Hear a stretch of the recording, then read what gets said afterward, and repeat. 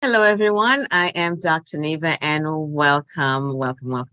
I have today with me the esteemed, I have to say esteemed, Dr. Karren Dunkley. Dr. Karren, and I always make my guests introduce themselves because I believe they can do it way better than I can. Welcome, Dr. Karren. Please introduce who you are. Thank you so much, Dr. Neva, for having me. I'm Karren Dunkley. I describe myself as a lifelong educator, K to 17, or pre-K to 17, as a public intellectual and as an interrupter. Interrupter, yes, I love it. Thank you so much for your time. I know you are super busy, right? But this is a conversation that I really want to get out to the public because a lot of us don't understand what's going on, and that really book bans is a thing happening right now with, books being pulled from certain states, right? So we're going to dive into it, right, Doc? And Doc, I want to, what is book bans? Make it simple for the parents who may not know, certain levels will understand, but we're talking to the parents for a second for them to see what's going on. What exactly? Yeah. Thank you so much again, Dr. Neva. And I think that this is a critical conversation. It's an important conversation for all parents to understand because you and I, we do not have any particular agenda around the book bans. And in this instance, when we're talking about a book ban, it is not a societal book ban. We're talking about the school book bans where within the education system, a parent can take an action against a book based on its content, or based on the parent believing that the content is, and there are several reasons in this contemporary time that a parent can really appeal or take an action that that book is removed from the school or the classroom or the curriculum. And so those are the ways in which a parent can challenge a book.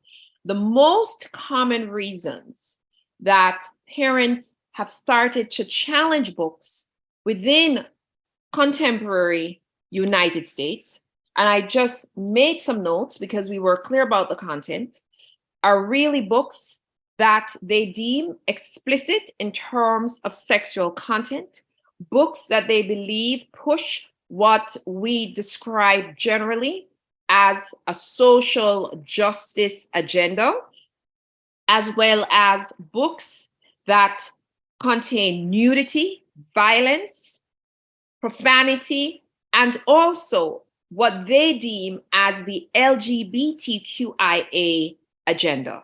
So these are just some examples of the topics or the coverage in which parents or community groups or organizations are able to take an action against a book being included in a school, classroom library, or being utilized as a part of a curriculum. Thank you so much, Doc. And you did touch on some of the reasons, right? So dive in a little bit more. What are some of the historical underpinnings of the book bans? The United States, if we remember the Scarlet Letter, or if we even recall when of Mice and Men, if you look historically at America, you will see that the country itself, right, has had a history of banning certain books, not just in school. There's quite a long history and quite a global history around banning books, books that individuals might deem to corrupt the society, right? And so we know, for example, that during the early 1980s, and even when there was McCarthyism, right, that any book that was believed to push a certain political ideology was pulled from mainstream America. Also, a very key point, and sometimes it's not explicit, Dr. Neva, is that religion has also played a role in terms of Christianity versus, for example, the theory of evolution by Charles Darwin, where individuals believe that books that were discussing and advancing Darwin's theory of evolution counteracted Christian principles. And as a Christian nation, they absolutely banned those books. So when you look at the Red Scares, when you look at, and obviously the Red Scare, right, which was America turning into, at the time, this communist country, which came after World War I and World War II, you will see that those books were censored and banned. So this history of banning books is definitely not new. I Know Why the Cage Bird Sings. That was also banned. Could you imagine? I know. And right? Crazy. Go So ahead. we've had some censorship in the past, and I think that when we think about the modern day, the current book bans taking place in the legislature, in school board meetings, we really have to look at the historical context of book bans to see what are the similarities, and then we're based on the moral ethos of the country and the political and the social ideology where people are going with this round of book bans. Thank you so much, Doc. Before coming here and speaking with you, I've done my research. And of course, what I've read, in certain states or district, the reason why they said they're banning these books is because it pushed a certain agenda, right? And then you also mention, the Bible being banned, right? So for one, from a Christian background, is like, what? Why would they do such a thing? Doc, you want to speak about that a little bit? Like some of the books Absolutely, that yeah. being And banned? I think that that's a great point, right? So behind today's movement, we've spoken about just the concern from parents, from community groups, that parents should be center at the content, especially around sexually explicit content, profanity, social justice. They should be the ones who are the purveyors, the givers of knowledge, the givers of perspectives to their children. And let me tell you what is fascinating, because I have to say that they have a list, the top 12 most challenged list of books, i.e. from the American Librarian Association, right? And then you just have general books, like you stated, that they believed pushes an agenda. So for example, Toni Morrison, Beloved, or Beloved, right? Depending on where you went, phonics or phonics. We have The Bluest Eye. There is a book that I had as a principal in a high school, and which was fascinating to me to see that it actually has been challenged with this round of book bans, because I remember ordering that book for our 10th grade or sophomore, actually, on the recommendation of the English teacher. And the scholars love that book, The Absolutely True Diary of a Part-Time Indian by Sherman Alexie, also banned. And so we see, and remember too, Dr. Neva, that you've had books such as The Catcher in the Rye. Those books were banned. If you remember, Grapes of Wrath. Remember in 2011 that you had not in 2000, but when Grapes of Wrath came out, back then, you had so many individuals who were like, absolutely not.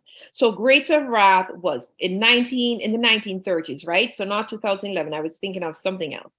But when Steinbeck wrote Grapes of Wrath back then, it was seen as such a controversial book, and it was actually banned when it came out somewhere in the 1930s. I don't want to give the exact date. I think about 1939, but just in case I'm not 100% accurate, I know it's the 1930s. So what has been interesting is that there is a parent, and this made national news maybe a few weeks ago, quite recently, that challenged the St. James version of the Bible in Davis County, Utah. And so now the St. James version of the Bible in Davis County, Utah is banned. And the parent simply challenged it on the grounds that when you speak about nudity, Mhm. explicitly sexual content, adultery. The Bible does speak about homosexuality. There is a story of Sodom and Gomorrah. The parent is saying, look, if we are banning these books on the notion that it has this information that is somehow harmful, or that only us as parents should be the giver of, the transmitter of to our children, then the Bible ought to be included in this list, in these books as well. And so now, if you look it up, you will find that in Davis County, Utah, the Bible, the St. James Version, is banned. Isn't that interesting? And let me also say one word. In recent history, Dr. Neva, you would have seen a lot of discussion around critical race theory, right? And there are individuals and organizations and different perspectives that believe that critical race theory does not sit in the K-12 classroom and should not at all be taught to students. So I think that that was also a movement behind the book ban. So today I'm here to simply shed light. Again, I have my personal thoughts, but this is informational, this is conversational, and this is about having a discussion of why these bans are taking place and what parents need to know and ought to be focused on for their child. Because I cannot tell any parent what the road or the pathway should be for their child. Thank you so much, Doc. Now, one of the things I know individuals probably, they've heard of the book bans, but they're thinking, oh, it's just a particular state. Example, Florida. And this is not so. There are other states involved, right? You want to expand on that a little bit? What you have seen or heard? Absolutely. So we have what we call what's going on right now, the culture wars, right? And the culture wars, especially as we enter in election cycles, we have identity politics, right? We have certainly religious perspective, what we believe schools ought and should be able to do. We have the perspective from a nation that the United States, despite freedom of religion, is a Christian nation. We have conservatism versus liberalism and what people think ought to be the rights of parents versus the rights of school versus the rights, if you're attending public school, then what right or authority does the state have? So I think that we have the culture wars, and we're having a war right now, and this war is simple.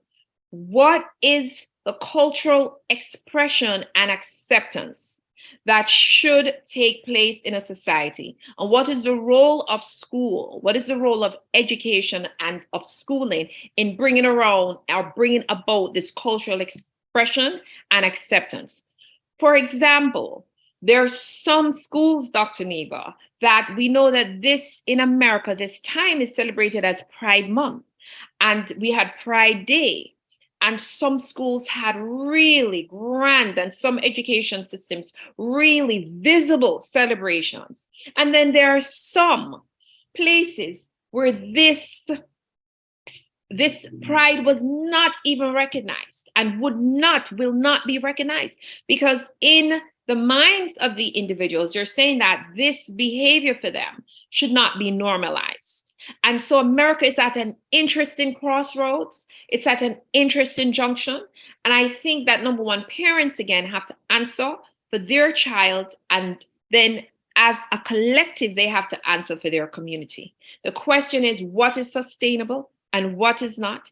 And it's not about right or wrong, because what is right, Dr. Neva, to me, may be wrong to you, and what is wrong may be right. And then the Christians, as a Christian nation, are saying that we have a moral law, and that the Bible and that Christianity are the tenets by which we live, right?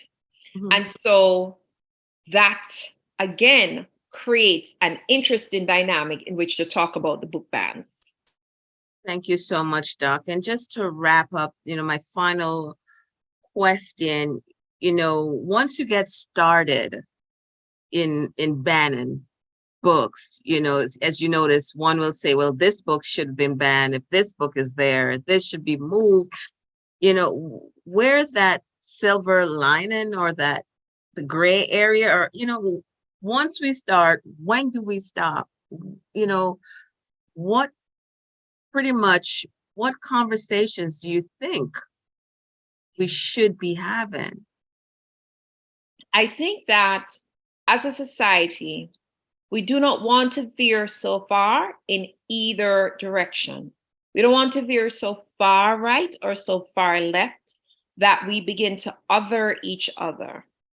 So right now, there's a tremendous amount of othering taking place. And by othering, we mean where I no longer see, Dr. Neva, your humanity.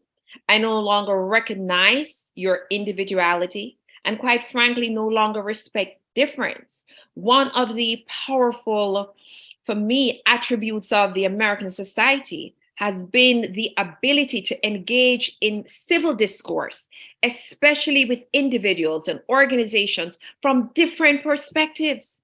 And that has been a hallmark of America's democracy. And you ask an excellent question. So now that the book bans have started, where do they stop and where should they stop? And there is no easy answer, because right now, as we speak, there are many organizations, both at the federal, the state, and the local level, that are appealing and contesting the book bans. And the question becomes, where do we meet in the middle? Where do we say that students reading, for example, To Kill a Mockingbird is not divisive? Students reading The Color Purple might give them a lens, a perspective of another time, groups of people, a way of living that they may not even have known about, that they can learn about. Through books is where we transport ourselves. So I have to tell you that these are very interesting conversations. They're complex because you have human emotion as a key part of this, and then you have this notion of right and wrong. And that is where we need to find understanding, and we can only get to that through conversation. Well, thank you so much, Doc, for your time and your knowledge, right? It was such an informational session, and I hope that individuals that watch will be able to definitely take something from this and take action if need be. But how can they find you? So they can absolutely find me. I'm on Facebook at DrKarren, Dr. Karren Dunkley. They can find me on Instagram at DrKarren at Dr. Karren, and they can email me as well at KNDCONSULTING@yahoo.com. And it's an ongoing conversation. Maybe we ought to have a part 2. Because again, we didn't even skim the surface of all the books that have been banned. These are books that we went to school with, Dr. Neva, you and I read, that some of our children read, and are reading, right? Because remember, America education is a state process, and so book bans look differently. It's so different by state, right? And then we have to ask the question: what do the experiences look like for children all across the United States? What is a unifying principle that is American? That is Americanism when we have these book bans. Definitely. Thank you so much. And until next time. Well, good. Thank you.